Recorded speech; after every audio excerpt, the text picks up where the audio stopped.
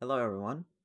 Today we're going to be talking about fraud alerts and how to utilize them and how to clear fraud alerts and how to change settings under them.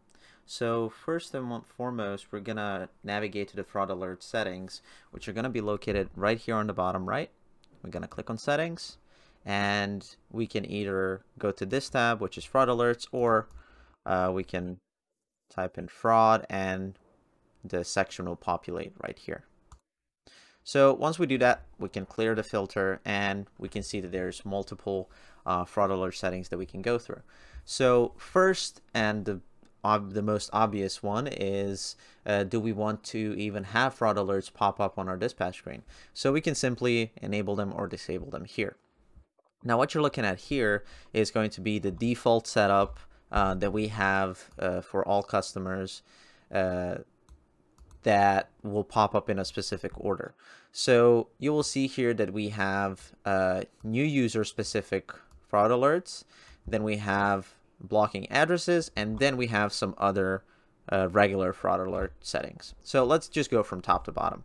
So the first new user alert is going to be that the address on the credit card doesn't match the order on the address on the order. So all of these have specific scenario where the fraud alert gets triggered.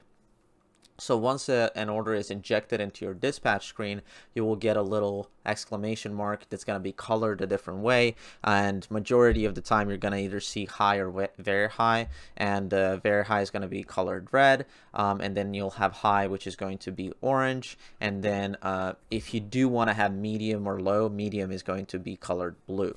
So if the address on the credit card doesn't match the address on the order, there will be an orange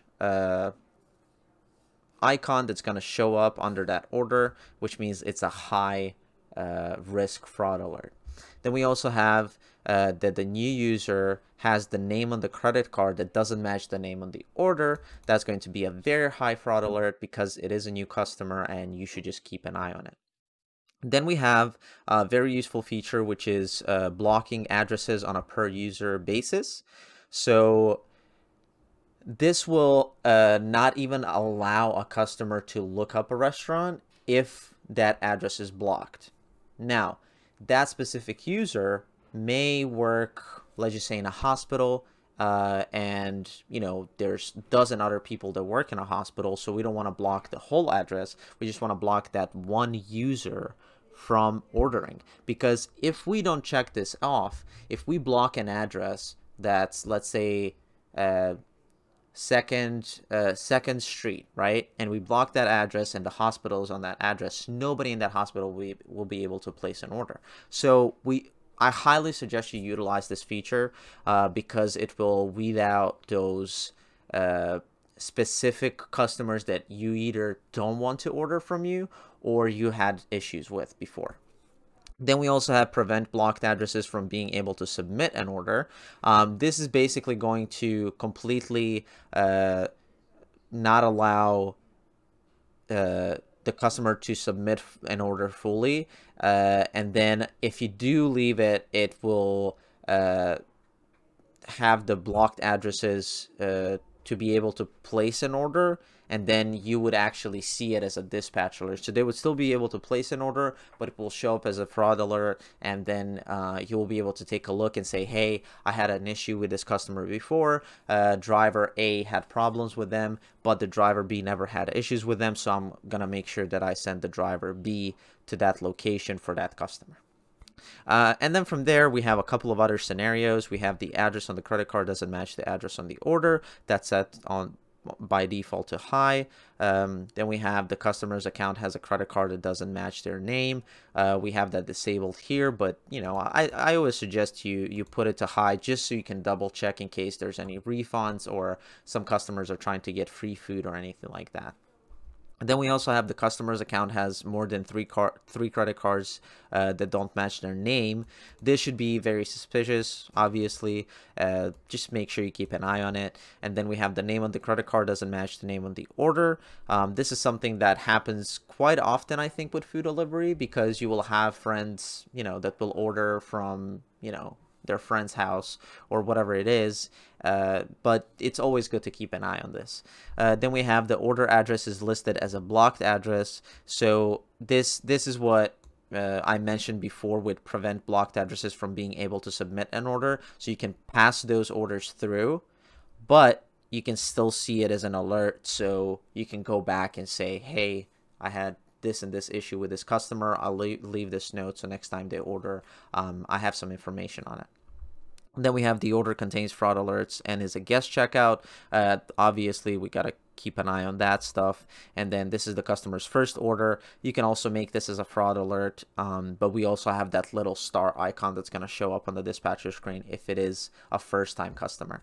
And then we also have this is the first time this credit card has been used. Not a big deal, but something to consider. So now I'm going to jump over to a dispatch screen and show you a couple of other things. Let's go.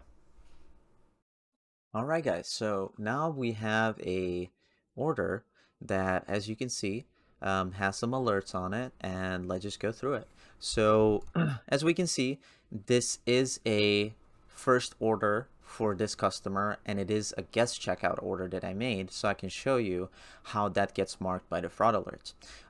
As you can see, if we scroll over to the left, as I said, there's going to be an exclamation point that's going to mark it as a fraud alert, and we can see that it's a very high fraud alert.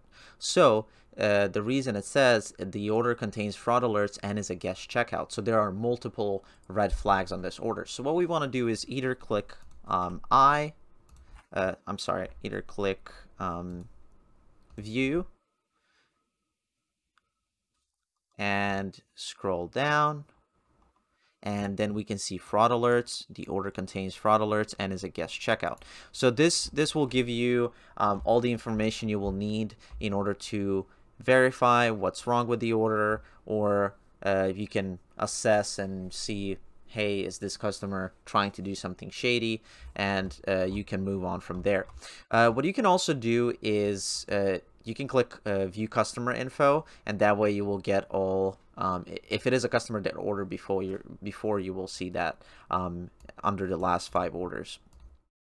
So another useful thing to do is we can right click the order and go to quick info, and now we can go under notes here, and we can say that this customer had a bad experience with Max, send other drivers instead.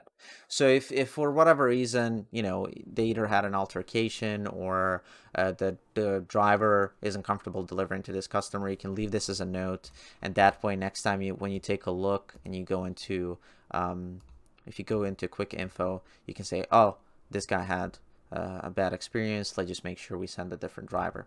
And if, you know, once you check the order, make sure everything is proper, what you can do is you can click on the order and simply clear fraud alerts.